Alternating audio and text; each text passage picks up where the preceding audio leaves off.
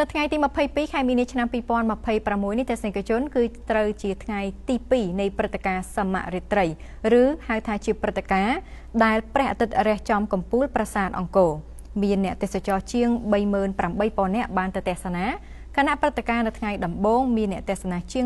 26,000 នាក់នេះបើយោងតាមរបាយការណ៍របស់អាជ្ញាធរជាតិអប្សរាភ្ញៀវទេសចរជាតិនិងអន្តរជាតិបានបង្ហាញអារម្មណ៍រីករាយខណៈដែលបានឃើញព្រះអាទិត្យបង្ហាញខ្លួនយ៉ាងស្រស់ស្អាតនៅចំកំពូលប្រាសាទអង្គរពួកគាត់លើកឡើងស្រដៀងគ្នាថាព្រឹត្តិការណ៍សមរិត្រីថ្ងៃទី2មានអ្នកទេសចរច្រើនជាតិសាសន៍បានទៅទស្សនាអ្នកទេសចរខ្លះគឺធ្លាប់បានមកទស្សនាប្រាសាទអង្គរវត្តជាច្រើនលើកជាច្រើនសារប៉ុន្តែមួយចំនួន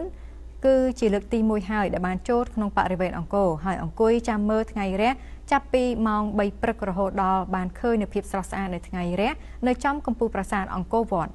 ពួកគាត់បានលើកឡើងថាព្រះអាទិត្យបាន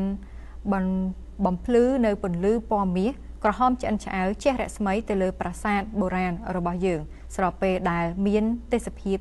សម្រស់ខៀវខ្ចីនៃរុក្ខជាតិស្មៅក្នុងបរិវេណអង្គរពួកគាត់លើកឡើងថាពួកគាត់ពិតជាមិនខកបំណងឡើយដែលខ្លួនបានចំណាយពេលវេលាដើម្បីរងចាំទស្សនាថ្ងៃរះនៅ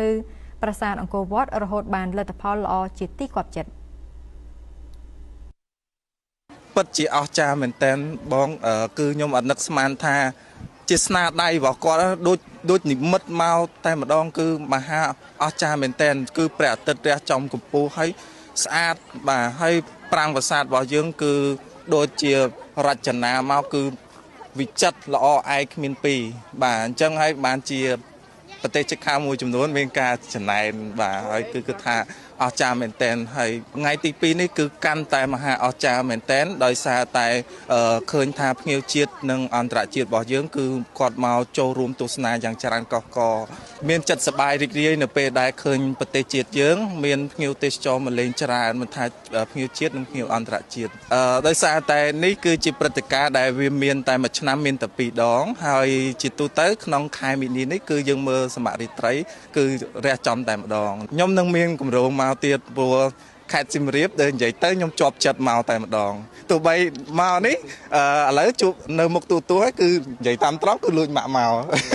អញ្ចឹងបើគាត់ឃើញវីដេអូហ្នឹងក៏ផ្ដាំម៉ាក់គាត់ថាវាជាព្រឹត្តិការណ៍មួយដែលមិនងាយមានទេបាទមានតែ2ខែមួយឆ្នាំមានតែ2ដងហើយជាព្រឹត្តិការណ៍ដ៏អស្ចារ្យសម្រាប់ប្រទេសយើងហើយទី1ក៏ខ្ញុំចូលរួមផ្សព្វផ្សាយនៅតំបន់ទេសចររបស់យើងឲ្យបានទូលំទូលាយហើយមានភ្ញៀវទេសចរកាន់តែច្រើនបន្ថែមទៀតAmazing មក Amazing មែនតើបងមនុស្សច្រើនហើយបានន័យថាអត់មានពពកមានអីឲ្យទិដ្ឋភាពហ្នឹងតាមពិតទៅថ្ងៃ22មិនទាន់ perfect មិនទាន់ថាក្បោះក្បាយ 100% ទេអញ្ចឹងបងប្អូនកុំភ្លេចតាមដានទស្សនាថ្ងៃ23ថ្ងៃចុងក្រោយសមរិត្រីនៅប្រាសាទអង្គរវត្តសង្ឃឹមថាបងប្អូននឹងមកទស្សនាច្រើនកកដូចថ្ងៃនេះដឹងប្រហែលម៉ឺននាក់ទេបងប្អូនអើយច្រើនមែនតើណាបានន័យថាវិជាជនយើងនិយាយរួមចង់ច្រើនជាងឆ្នាំណាទៀតទេបងដែលមកទស្សនាទស្សនភាពសមរិត្រីនៅប្រាសាទអង្គរវត្តថ្ងៃទី22នេះបងរំភើបក្នុងចិត្តញាប់ញ័របងក្នុងចិត្តញាប់ញ័រមែនតើសឹងថាពេលព្រះអាទិត្យរះមកនឹងអត់មាននិយាយអីចេញដូចថាយើង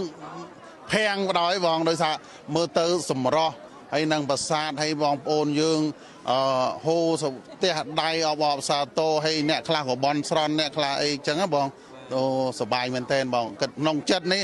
រំភើបមែនតើបងចង់ចូលទៅមើលចង់ចូលទៅទស្សនាទៀតហើយបន់ឲ្យតែនៅយូរបន្តិចទេបងហើយចង់មើល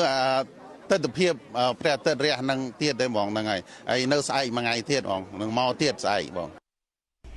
ចំពោះលោកសេងសុធារាប្រធាននាយកដ្ឋានអភិវឌ្ឍទេសចរនិងវប្បធម៌អង្គរនៃអាជ្ញាធរជាតិអប្សរាបានឲ្យដឹងថាព្រឹត្តិការណ៍ថ្ងៃរះចំកណ្ដាលកំពូលប្រាសាទអង្គរឬហៅថាសមរិត្រីនៅព្រឹកថ្ងៃទី22ខែមីនាឆ្នាំ2026នេះមានភ្ញៀវទេសចរជាតិនិងអន្តរជាតិជិត 40,000 នាក់ដែលពួកគាត់បានទៅទស្សនាចាប់ពីវេលាម៉ោង5ដល់ម៉ោង7:30 នាទីក្នុងចំណោមភ្ញៀវទេសចរ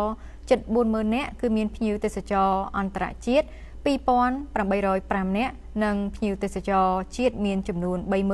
35,562 នាក់ក្នុងនោះដែរមានភ្ញៀវទេសចរខ្លះគឺបានអង្គុយរងចាំនៅក្នុងបរិវេណច្រាំងកសិនខាងមុខប្រាសាទខ្លះក៏ចូលទៅអង្គុយត្រៀបត្រានៅបណ្ណាល័យនិងខ្លះទៀតចូលរងចាំ នៅលើរៀនហាលក្បែរស្រះទឹកខាងជើងនិងខាងត្បូងនៃប្រាសាទដើម្បីរងចាំទស្សនាទិដ្ឋភាពនិងផ្ដិតយករូបភាពដ៏អស្ចារ្យថ្ងៃរះនៅប្រាសាទអង្គរវត្តនាព្រឹកព្រលឹម។